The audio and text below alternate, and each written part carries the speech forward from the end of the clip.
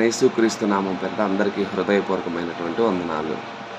ప్రభునందు ప్రియమైన దేవుని బిడ్డలారా, మరొకసారి ఉదయకాలంలో ఈ విధంగా మీ అందరితో మాట్లాడేటువంటి అవకాశాన్ని కల్పించిన దేవాతి దేవునికి నిండు మనసుతో వందనాలు, కృతజ్ఞతాస్తుతులు చెల్లిస్తున్నాను.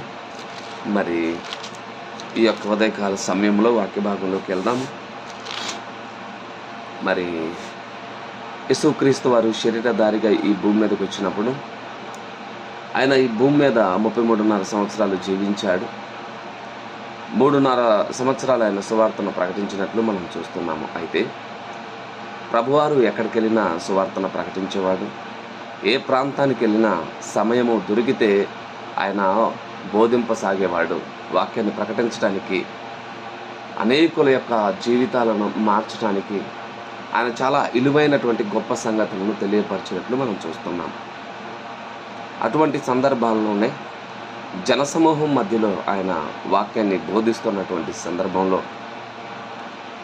ఆయన చాలా విలువైనటువంటి విషయాలను బోధిస్తున్నటువంటి సమయంలో ఆ సమూహంలో నుండి ఒక స్త్రీ వచ్చి, అయ్యా, నిన్ను మోసిన గర్భము, నువ్వు కుడిచిన స్తనములను ధన్యములైనవని పెద్దగా కేకలు వేసి చెప్పింది. ఆ సందర్భం మనం చూడగలిగితే లూకాసు వార్త 11వ అధ్యాయము 28వ వచనంలో కనబడుతుంది. 27 నుంచి మనకు క్లియర్గా ఉంది. లూకాసు వార్త 11:27లో చూస్తే, ఆయన ఈ మాటలు చెప్పుచుండగా ఆ సమూహములోనున్న ఒక స్త్రీ ఆయనను చూసి, నిన్ను మోసిన గర్భమును, నువ్వు కుడిచిన స్తనములను ధన్యములైనవని కేకలు వేసి చెప్పగా, ఆయన అవును, కానీ దేవుని వాక్యము విని దానిని గైకొను వారు మరీ ధన్యులని చెప్పాను. దేవుడికి స్తోత్రం, హల్లెలూయా. ఇక్కడ ఒక స్త్రీ వచ్చి అంటుంది, ఎందుకంటే అయ్యా, నువ్వు చేస్తున్నటువంటి గొప్ప కార్యములను బట్టి, నువ్వు చేస్తున్నటువంటి అద్భుతమైనటువంటి కార్యములను బట్టి, అయ్యా, నిన్ను మోసినటువంటి గర్భం ఉందే, నువ్వు మన భాషలో చెప్పాలంటే తల్లి పాలు తాగుతారు కదా, కుడిచిన స్తనములు అంటే తల్లి దగ్గర తాగినటువంటి పాలు, ఆ మోసిన గర్భము, ఆ స్తనములు ధన్యములని పెద్దగా కేకలు వేసి చెప్తున్నప్పుడు ప్రభువారు అంటున్నాడు, అవును, కానీ అన్నాడంటే ఇంకేదో ఉందని అర్థము అంటున్నాడు. అవును, నువ్వు చెప్పింది నిజమే, కానీ దేవుని వాక్యమును గైకొను వారు మరీ ధన్యులని చెప్పాను. దేవుడికి స్తోత్రం.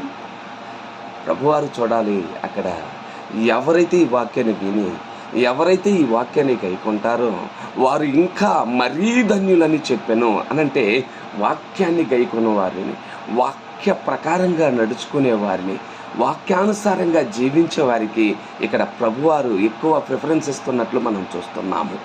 ఎందుకంటే ఈ వాక్యము ఎంత గొప్పది అని అంటే, మనం ఒకసారి కీర్తనలో 138వ కీర్తనలో చూడగలిగితే, ఆయన నామం అంతటికి కూడా ఎక్కువగా వాక్యమునకు అక్కడ ఇస్తున్నట్లు మనం చూస్తున్నాం. ఒకసారి మనం వెళ్ళగలిగితే 138వ కీర్తనలకు ఒకసారి మనం వెళ్దాం.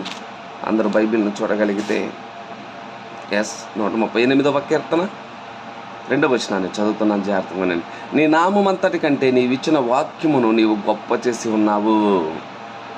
నీ నామం అంతటి కంటే నీవిచ్చిన వాక్యమును నీవు గొప్ప చేసి ఉన్నావు అని అంటున్నారు ఇక్కడ. అంటే దేవుని యొక్క వాక్యము, దేవుని యొక్క వాక్యపు శక్తి, ఎవరైతే ఆ వాక్యాన్ని విని, ఎవరైతే ఆ వాక్యాన్ని గైకొంటారో వారు ధన్యులు. ఎందుకంటే ఆదియందు వాక్యం ఉండెను, వాక్యము దేవుని యొద్ద ఉండెను, వాక్యము దేవుడై ఉండెను. అంటే వాక్యమే దేవుడు, దేవుడే వాక్యము. కాబట్టి వాక్యాన్ని వింటున్నావంటే దేవుని యొక్క మనసు, దేవుడు మనకేం చెప్తున్నాడు, దేవుడు ఎలా బ్రతకమని చెప్తున్నాడు, దేవుడు ఎలా జీవించమని మనకు చెప్తున్నాడు. ఈ మాటలన్నీ మనం గ్రహించగలిగితే, ఈ మాటల ప్రకారం మనం జీవించగలిగితే, మనకంటే ధన్యులు ఇంకెవరూ లేరు అనేటువంటి విషయాన్ని ఇక్కడ ప్రభువారు మనకు తెలియపరుస్తున్నాడు.